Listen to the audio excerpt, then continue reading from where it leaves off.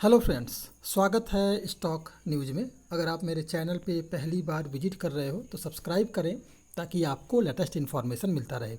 आज हम बात करेंगे हिंडाल्को के बारे में और जानने की कोशिश करेंगे कि जो आने वाला ट्रेडिंग सेशन है वो कैसा रह सकता है और इसके अलावा शॉर्ट टर्म में ये स्टॉक किस तरह का परफॉर्म करेगा।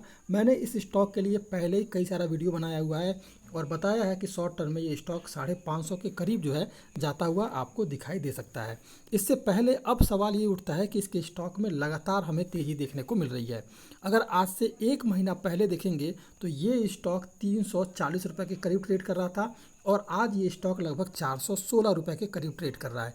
तो सवाल ये उठ रहा है कि क्या इसके स्टॉक में ऐसे ही तेज़ी बरकरार रहेगी या फिर हमें गिरावट देखने को मिलेगा। पिछले एक महीना में ये स्टॉक लगभग 75 रुपये जोड़ चुका है और परसेंटेज की बात करें तो लगभग 22% जो है अपने पोर्टफोलियो में जोड़ चुका है। लेकिन इस तेज़ी से पहले एक आंकड़े पर आपको ध्यान देना होगा। आंकड़ा क्या? अगर आप देखेंगे ध्यान से तो सबसे पहले देखिए कि 4 जुलाई के दिन ये स्टॉक जो है लगभग 340 रुपये के करीब ट्रेड कर रहा था। 5 तारीख को ये स्टॉक 345 रुपये के करीब आ गया, यानी कि अगले दिन ही 4 से 5 तारीख को ये स्टॉक में 5 रुपये की तेज़ी देखने को मिली। लेकिन हमें उसके बाद 6 तारीख को ये स्टॉक में फिर गिरावट आई और 340 रुपये के करीब जो है ये स्टॉक बंद हुआ।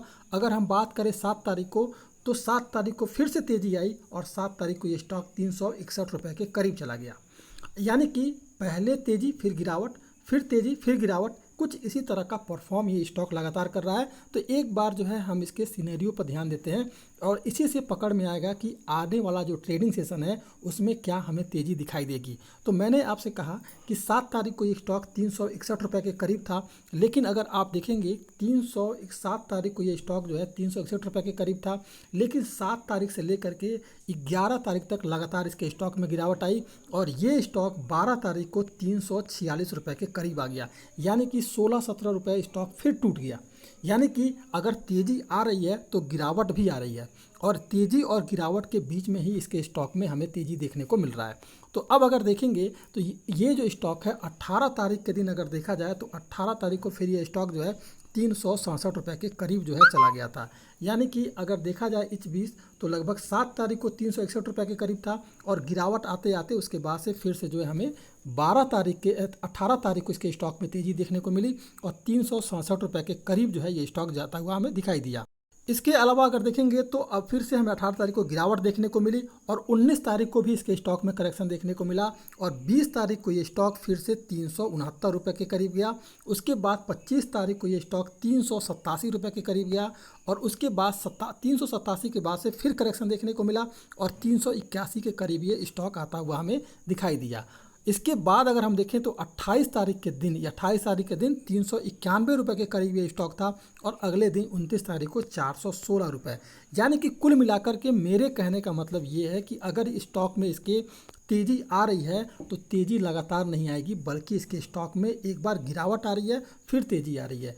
अगर पिछले 2 ट्रेडिंग सेशन की बात करें यानी कि 28 और 29 तारीख को, तो इस बीच जो है लगभग ये स्टॉक जो है 25 रुपये तक ये स्टॉक जो है मजबूत हो चुका है। यानी कि ये 28 और 29 तारीख के बीच अगर मिलाया जाए तो ये स्टॉक लगभग जो है 25 रुपये मजबूत हुआ है। अगर हम 26 तारीख की बात करें तो 81 रुपये से लेकर के और 416 के बीच में अगर देखें तो लगभग जो है ये स्टॉक 36 रुपये तक मजबूत हो चुका है। यानी कि लगातार इसके स्टॉक में तेज़ी आई है। तो एक बार इसके स्टॉक में करेक्शन ज़रूरी है। जब तक करेक्शन नहीं आता है तब तक अगर इसके स्टॉक में एंट्री लेते हैं तो फिर जो है एक बार ट्रैप होने की संभावना रहेगी। और कोशिश अगर यही करेंगे हम कि अगर ये स्टॉक 400 के करीब हमें मिलता है तो काफ़ी बेटर हो सकता है और 400 के करीब मिलता है तो फिर इसके स्टॉक में 550 की तरफ ये स्टॉक आसानी से मूव करता हुआ हमें दिखाई दे सकता है। हालांकि अगर देखा जाए तो इस समय जो है हिंडाल्को काफ़ी पॉजिटिव बना हुआ है और आगे भी ट्रेड यही हो रहा है कि आने वाले ट्रेडिंग सेशन में भी इसके स्टॉक में आपको पॉजिटिव सेंटीमेंट ही दिखाई देगा। तो फिलहाल ये स्टॉक इस समय अपने सभी मूविंग एवरेज के ऊपर ट्रेड कर रहा है, तो एक पॉजिटिव सेंटीमेंट है। इसके अलावा अगर देखेंगे तो पूरा ग्रीन कैंडल बना हुआ है, तो ये भी एक पॉजिटिव सेंटीमेंट है।